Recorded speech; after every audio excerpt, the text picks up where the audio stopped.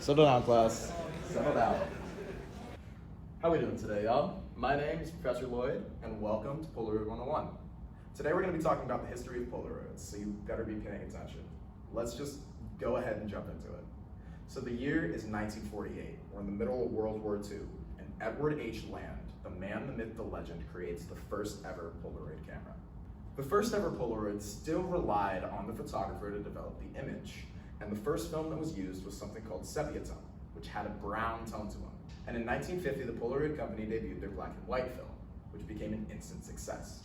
As Polaroid technology developed, it became possible for the images to develop in front of the user's eyes. Oftentimes, you would shake the Polaroid to make it develop faster, but studies show that that's not the greatest thing to do. After the popularity of their black and white film, the Polaroid company came out with their colored film in 1972. And by 1977, the Polaroid company had a hold on 2/3 of the instant camera market. And near the end of 1979, the sales of instant cameras began to decrease, which led the Polaroid's own demise after the release of digital cameras.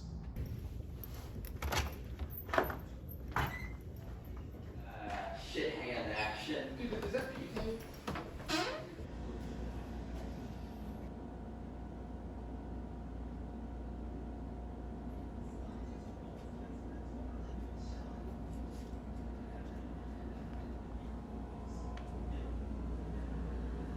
Leo!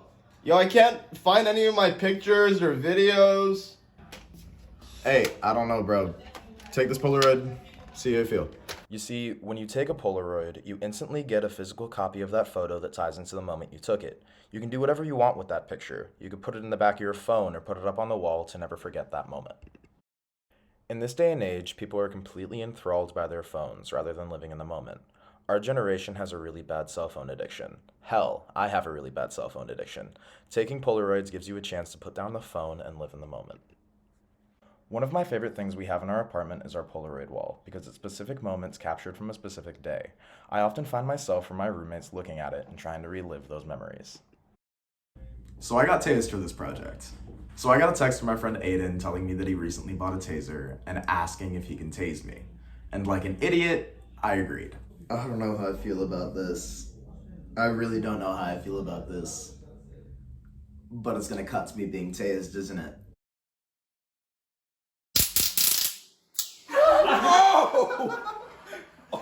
I love the way that this picture turned out because if you look close enough, you can see my right bicep tensing up from the 32 million volts pulsing through my body. I present to you 32 million volts.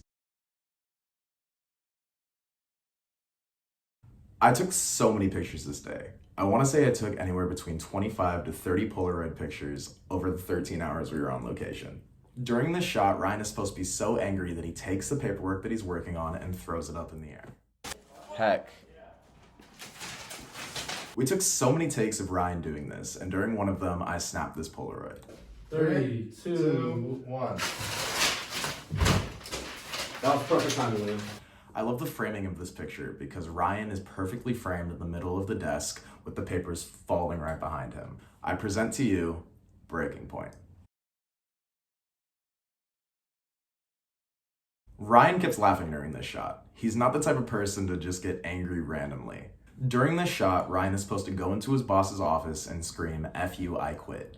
And during the entire day, Ryan liked to joke that this was the hardest thing that he had to do. Sorry. Alright. 3, 2, 1. F you, I quit. That was great. That was really good. Let's do it one more time. I love the framing of this shot because the monitor is perfectly framed in the middle of the picture with Ryan standing off to the side, and it gives off a what the camera sees versus what you see type of vibe. I present to you, F you, I quit. Why rely on a digital camera or your phone when you can use a Polaroid camera and have physical copies of your pictures? Polaroids allow you to live in the moment, so put the phone down and go take some Polaroids. So why did I do my project on Polaroids? Well, it's pretty obvious that I love them. Being able to capture a moment and get a physical copy of that picture is something truly magical. And I know it's not a real job, but I would love to work with the Polaroid company as a professional photographer. I would literally love to get paid just for taking Polaroid pictures. By becoming a Polaroid photographer, my hope is that people will start to love taking Polaroids as much as I do. And I hope by seeing this project, some of you will pick up this hobby as well. So put your phone down, go get a Polaroid, and go capture some memories.